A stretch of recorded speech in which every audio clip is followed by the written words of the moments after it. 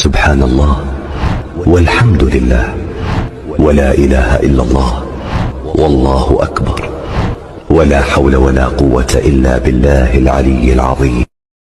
نبی پاک صلی اللہ علیہ وسلم سے ایک صحابی نے پوچھا تھا یا رسول اللہ عزت کس چیز میں؟ تو حضور نے فرمایا جو رب نے دیا ہے اس پہ راضی ہو جا، اللہ عزت عطا کر دے گا.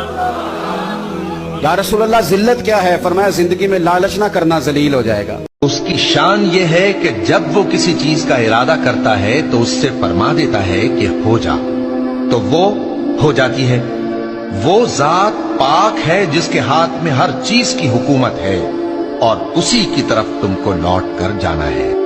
اور سن رکھو کہ اللہ کی یاد سے ہی دل آرام پاتی ہے. جو لوگ ایمان لائے اور عمل نیک کیے ان کے لیے خوشحالی اور عمدہ ٹھکانہ ہے.